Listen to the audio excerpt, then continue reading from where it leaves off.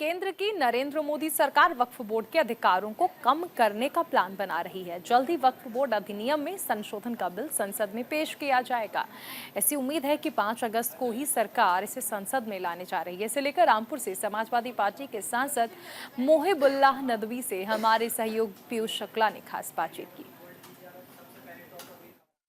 तो रामपुर से सांसद मोहिबुल्लाह नदवी साहब मौजूद हैं। सर, सबसे बड़ी बात है कि मोदी सरकार इस हफ्ते वक्फ को लेकर एक अमेंडमेंट बिल लाने वाली है, इंट्रोड्यूस करने वाली है। इसको लेकर किस तरह से देखते हैं? देखिए, जब तक उसकी कापियाँ ना देख लें, हम लोग उस बिल को ना देख लें, जब तक कुछ कहना उचित मुनासिब नहीं है।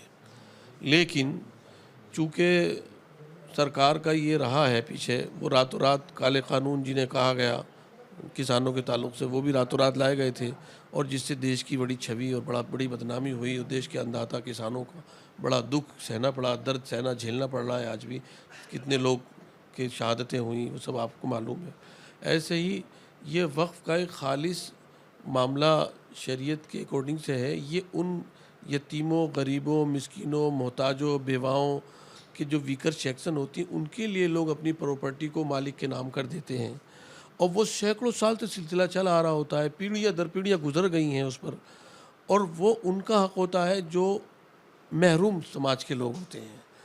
अब वो उन पर अगर कोई नियत डालेगा कि इसको जो है हम वो ले लें, किसी नैरेटिव कायम करके कि वक्फ बोर्ड जिसको चाहता है अपनी जगह बता देता है, तो वक्फ तो सारे सेंट्रल बॉडी, सेंट्रल वक्फ काउंसिल, सेंट्रल एक समझिए बॉडी है जो वाच करती है।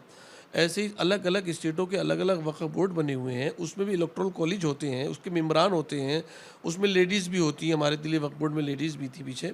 तो उन सब का मकसद और मंशा ये होता है कि वीकर सेक्शन को कुछ राहत मिले, और वक्फ का मालिक कोई नहीं होता। इस्लामिक लॉ, ये पूरी दुनिया में जहाँ जहाँ मुस्लिम कम्युनिटी आबाद है, वो सब जानते हैं कि वक्फ की प्रॉपर्टी कोई आदमी दूसरे की प्रॉपर्टी को मालिक का नाम कैसे कर देगा जब उसकी है ही नहीं।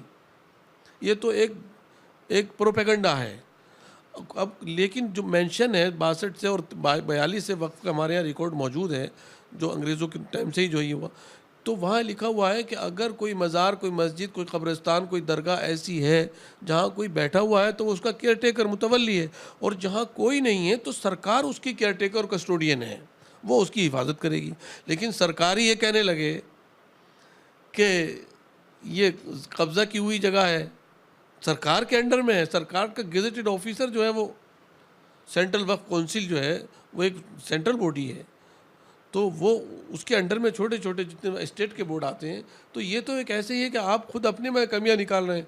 अगर आपको कुछ संशोधन करना था तो आप लोगों से पूछते, इसको इस्लामिक स्कॉलर से पूछते, मुस्लिम कम्युनिटी से पूछते कि इसमें और क्या बेहतर, जो कब्ज़े भी हो रहे हैं, कुछ प्राइवेट लोग भी कब्ज़ा कर रहे हैं, लैंड माफिया भी वक्फ की ज़मीन पर कब्ज़ा कर रहा है, कि उसको कैसे रोका जा सके ताकि ये वीकर सेक्शन को ये पहुंच सके चीज़ें। न्यूज़ इंडिया के लिए कैमरा पर्सन भूषण के साथ अजसर पीयूष शुक्ला, नई दिल्ली।